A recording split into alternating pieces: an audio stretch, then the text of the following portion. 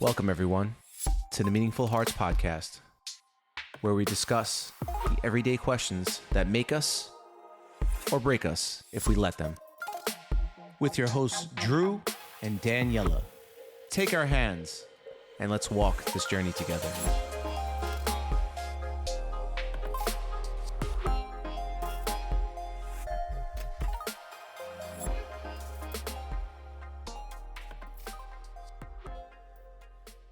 Welcome back, everyone, to another episode of the Meaningful Hearts podcast. Today, Daniela, and that's me, is flying solo. I know we've had a number of solo episodes lately, but sometimes that happens. Our schedules may conflict. One of us may be having a lot going on, maybe overwhelmed.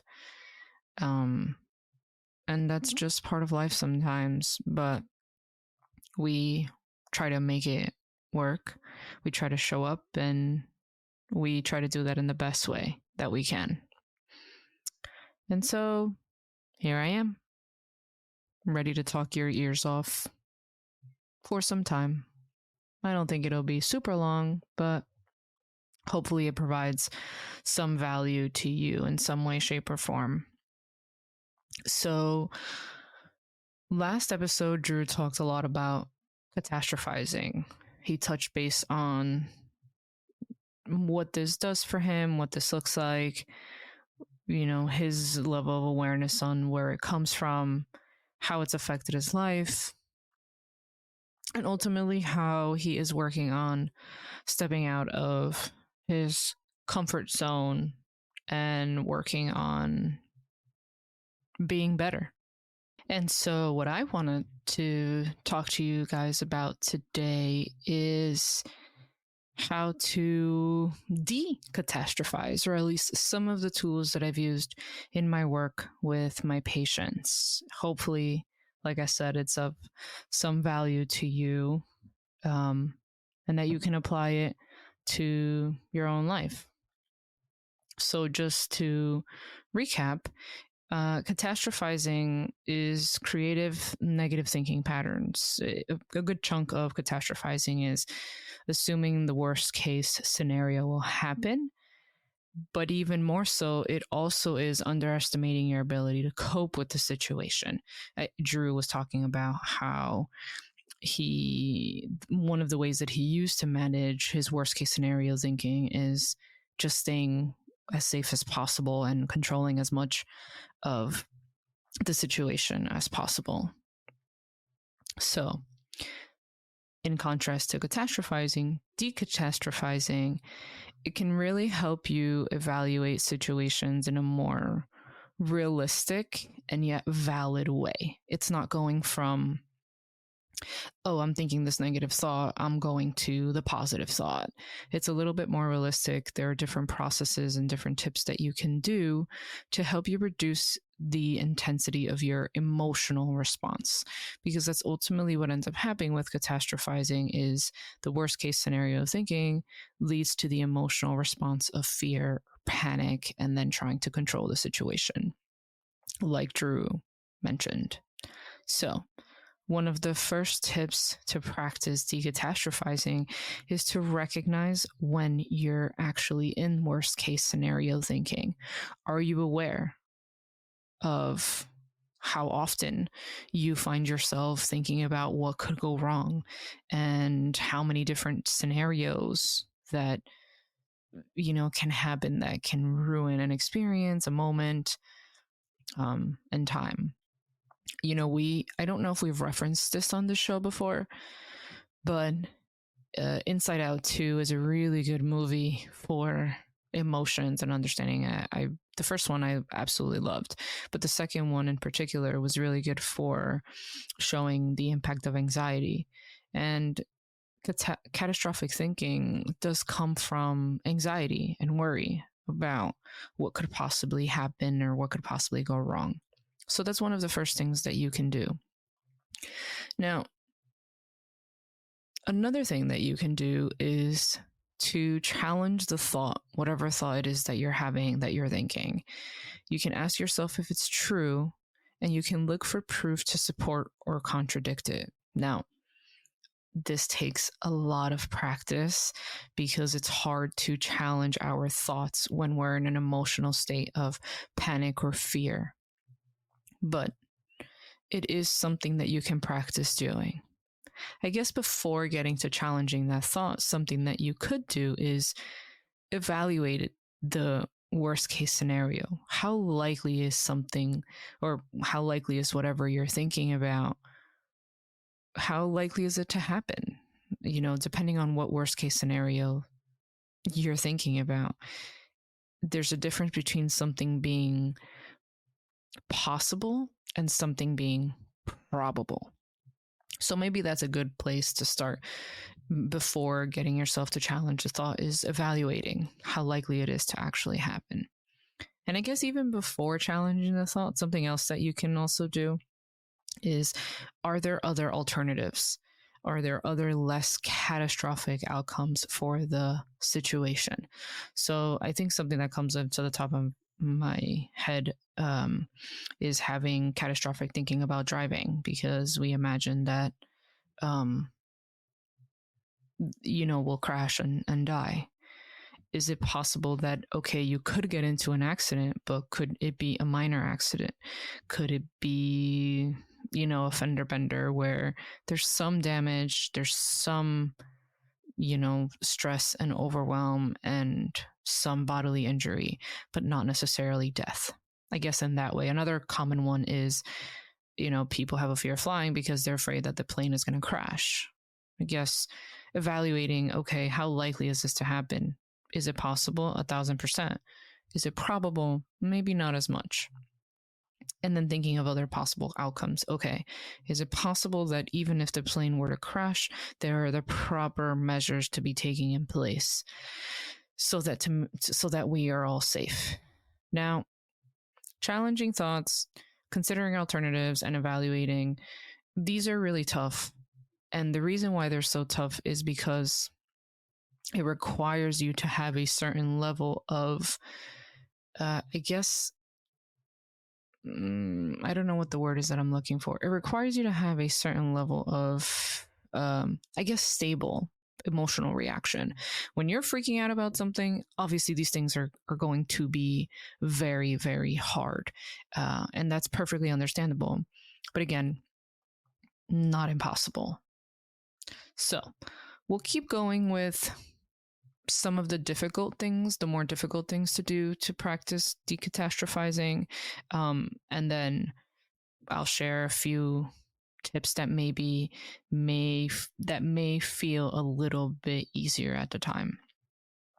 So another one to practice is imagine what it would be like to actually cope with the scenario that could potentially happen.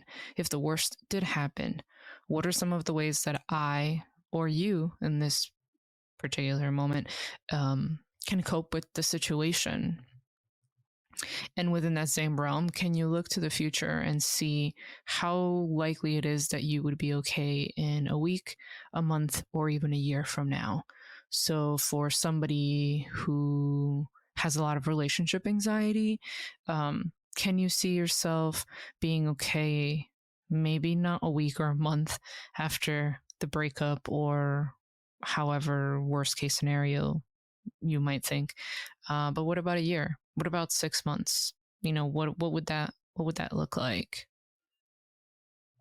And so again, these are some of the more difficult things to do because it requires you to have a good, or not a good, but it does require a certain level of, okay, I know that I can recognize this catastrophic thinking, but I'm okay enough to actually put some of these things into practice.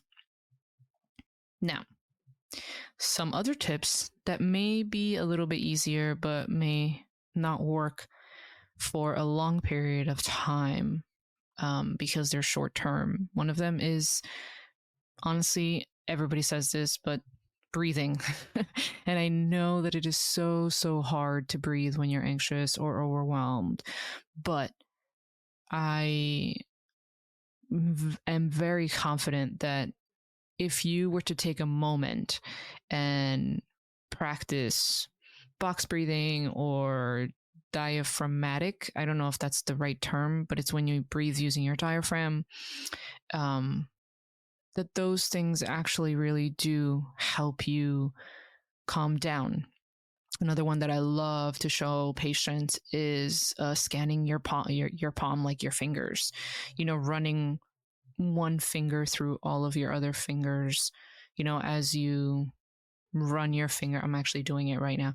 As you run your finger up your finger, you get to the nail. That's you breathing in, and then you hold it while you're crossing over the top of your finger, and then releasing as you come back down. Maybe we'll do an episode where we actually do some of this, although it's a little harder because visuals and stuff like that. But breathing is a great way, which, again, it is very hard to do in a moment of emotional intensity or emotional overwhelm, but that is definitely something that you can do.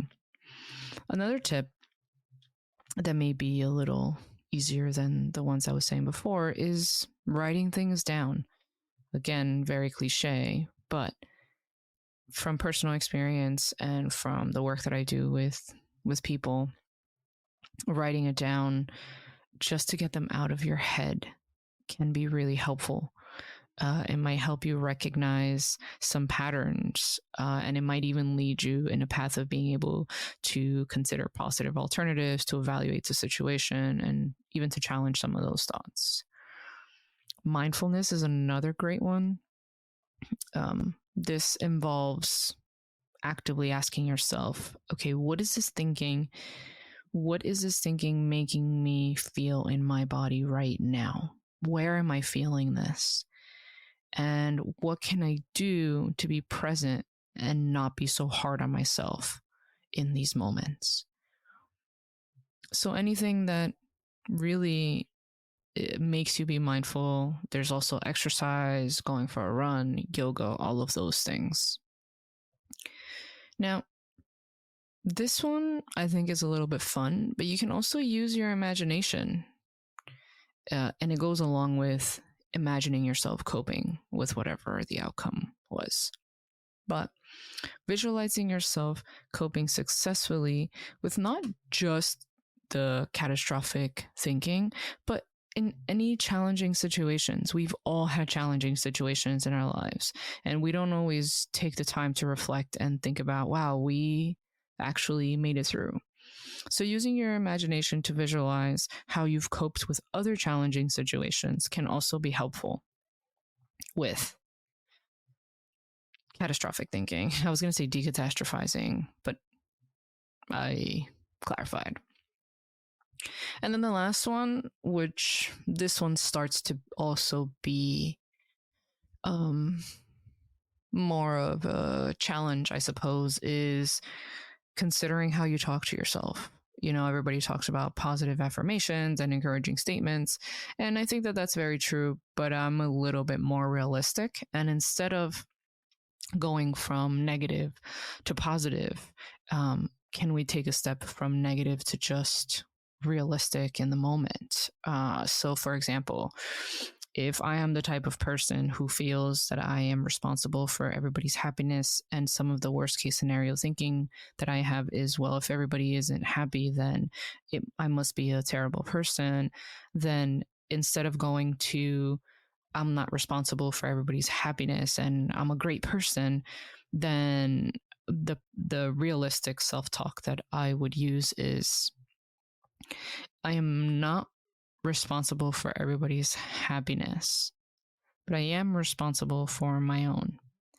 And it is also okay to be the bad person in somebody else's story sometimes. I think that's a little bit more neutral, as opposed to I'm a bad person to I'm a great person, or I am responsible for everybody else's happiness and I'm not responsible for everybody else's happiness.